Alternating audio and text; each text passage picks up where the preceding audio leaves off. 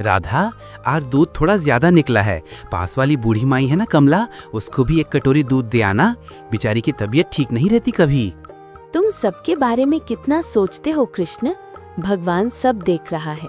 तुम जो अच्छा करते हो उसका फल जरूर मिलेगा एक दिन। अच्छा ठीक है राधा, ये लो पैसे। छोटू की स्कूल की फीस जमा करा देना। मैं दूध बेचने जा रहा हूँ, तुम अंदर से दरवाजा बंद कर लेना। इतना कहकर कृष्ण दूध बेचने निकल पड़ा।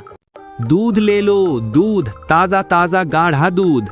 बूढ़े बच्चे सब मिलकर पियो, सेहत बनाओ। कृष्ण की आवाज सुनते ही गांव वाले अपने अपने बर्तन लेकर बाहर निकल आए। कृष्ण बेटा, तेरा दूध पीकर तो मेरा बच्चा दिन भर मस्त रहता है। कितना गाढ़ा है रे। चाची, गाय ही मेरी दौलत है। जो देती है वही मैं लाता हूँ, न एक बूंद पानी न मिलावट। कृष्णा, मुझे भी 1 किलो दे देना। गर्मियाँ आ गई, अब दही जमाएंगे। माफ कीजिए भाभी, दूध खत्म हो गया, शाम को आकर दे जाऊंगा। बेटा, तू एक और गाय क्यों नहीं ले लेता? हमें खाली हाथ लौटना अच्छा नहीं लगता। ठीक कहते हो काका, मैं भी यही सोच रहा था। शाम का दूध शुद्ध और गाढ़ा होने की वजह से गांव वाले उसी से लेना पसंद करते थे। ग्राहक बढ़ गए थे, इसलिए दूध जल्दी खत्म हो जाता था। सुनो राधा, हमें एक और गाय खरीद लेनी चाहिए। हमेशा कोई ना कोई खाली हाथ लौट जाता है। अब काम भी अच्छा चल रहा है। हाँ जी, बहुत अच्छा रहेगा। आमदनी भी बढ़ेगी, ग्राहक भी खुश रहेंगे। ठीक है, कल मैं हाट जाकर देखता हूँ। पसंद आ गई तो कल ही ले आऊंगा। अगली सुबह कृष्ण पास के गांव में गाय देखने गया। वहां उसने गोपाल नाम के ग्वाले से बात की।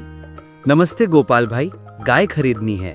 पिछली बार तुमने बहुत अच्छी दी थी, शांत और गाढ़ा दूध देने वाली। इस बार भी वैसे ही चाहिए। क्यों नहीं कृष्ण भाई, ये देखो, ये हमारे तबेले की सबसे उम्दा नस्ल है। कृष्ण ने गाय और उसका बछड़ा दोनों खरीद लिया। घर लौटते वक्त अचानक मौसम खराब हो गया। तेज बारिश और आंधी शुरू हो गई। कृष्ण गाय बछड़े को लेकर तेज तेज भागा। घर पहुंचा तो देखा बछड़ा गायब था। अरे राधा, बछड़ा कहाँ गया? अभी तो साथ ही था। लगता है रास्ते में छूट गया। तुम गाय को संभालो, मैं ढूंढने जाता हूँ। ये जी, मौसम और खराब हो रहा है, अभी मत जाओ। नहीं राधा, गाय मेरे भरोसे आई है।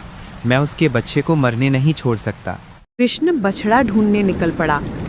थोड़ी दूर गया तो उसे गाय की आवाज सुनाई दी। आवाज के पीछे पीछे गया तो देखा एक अनजान गाय और उसका बछड़ा उसकी ओर आ रहे थे। अपना बछड़ा देखकर कृष्ण खुश हो गया। बछड़े को पकड़ा तो वो अनजान गाय भी रुक गई।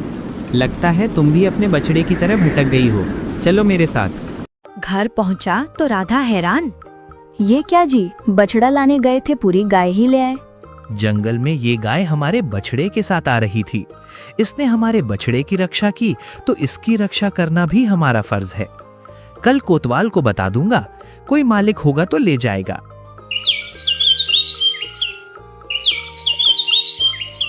अगले दिन कृष्ण ने सोचा कि पास के हरिपाल को गायों की देखभाल के लिए रख लिया जाए। हरिपाल पहले से ही काम मांग रहा था। दोनों मिलकर दूध निकालने लगे।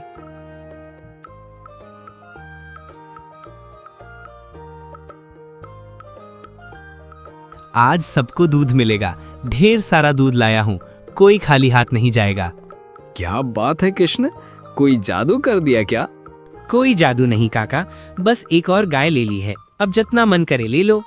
उस दिन भी सारा दूध बिक जाता है और सभी लोग खुशी खुशी घर चल जाते हैं। गांव में एक और दूध वाला था, रामदास। वो बेईमान था, दूध में पानी मिलाता था। गांव वाले उससे दूध नहीं लेते थे। कृष्ण का दूध देखकर वो जलता था। मन में ठान लिया, जब तक कृष्ण है कोई मुझसे नहीं लेगा। कुछ न कुछ करना होगा। एक दिन कृष्ण घर लौटा तो देखा उसका नया खरीदा बछड़ा उस जंगल वाली गाय का दूध पी रहा था।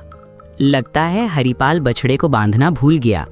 इस गाय का बछड़ा शायद हाल ही में हुआ होगा। तभी गांव का सेठ बलराम आया। कृष्ण, मुझे 1 किलो दूध दे दे, मेहमान आए हैं, चाय बनानी है। सेठ जी, दूध तो बिक गया, पर देखता हूँ इस गाय से थोड़ा निकल जाए तो दे दूंगा। कृष्ण ने जैसे ही थन पकड़ा, अपने आप दूध की धार निकलने लगी। बाल्टी भर गई। कृष्ण ने कहा, रुक जा। दूध रुक गया। फिर कोशिश की तो फिर बहने लगा।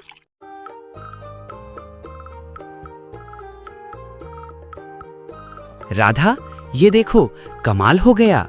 ये गाय चमत्कारी है। मैंने कहा रुक जा, सच में रुक गई। अरे वाह, ये तो ईश्वर की कृपा है। तूफान में इसने हमारे बछड़े को बचाया, अब इतना दूध दे रही है। पर ये हमारी गाय तो है नहीं, मालिक कभी भी आ सकता है, तब तक इसकी देखभाल करनी चाहिए। फिर भी दूध निकालते गए, बर्तन भरते गए। राधा ने कहा, गाय माता बस कीजिए। गाय रुक गई। क्यों ना हम गांव-गांव दूध की दुकानें खोल लें? इतना दूध अकेले नहीं बेच पाएंगे। राधा, कहीं ये लालच तो नहीं? लालच में बर्बाद हो जाएंगे। नहीं नहीं, ये समझदारी है। ये लक्ष्मी जी का आशीर्वाद है। कृष्ण ने दूध की छोटी छोटी दुकानें खोल दी। धंधा खूब चला। पैसे से बड़ा मकान बना लिया। पहले हम सादा जीवन जीते थे, आज सब इस गाय की वजह से है। कहीं कोई चुरा ना ले। रात को अचानक तबेले में आग लग गई। गायें चिल्लाने लगी। कृष्ण और हरिपाल ने बड़ी मुश्किल से आग बुझाई।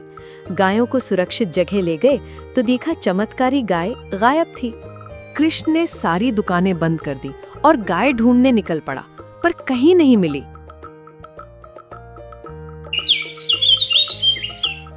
अगले दिन बूढ़ी माई सरस्वती आई।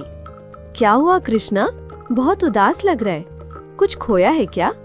माई, मेरी चमत्कारी गाय गायब हो गई। बहुत ढूंढा, नहीं मिली।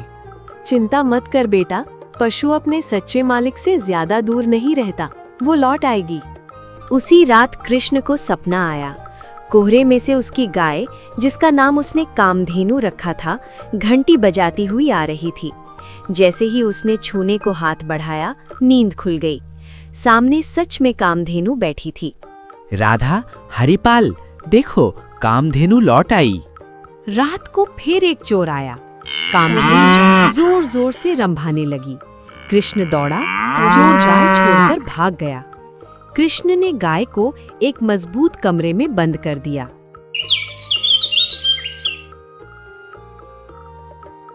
हरिपाल, कल रात आवाज आई, तब तुम कहाँ थे? मालिक, मैं गहरी नींद में था, कुछ सुनाई नहीं दिया। कृष्ण समझ गया, चोर कोई और नहीं, हरिपाल ही था। सच सच बता हरिपाल, गाय चुराने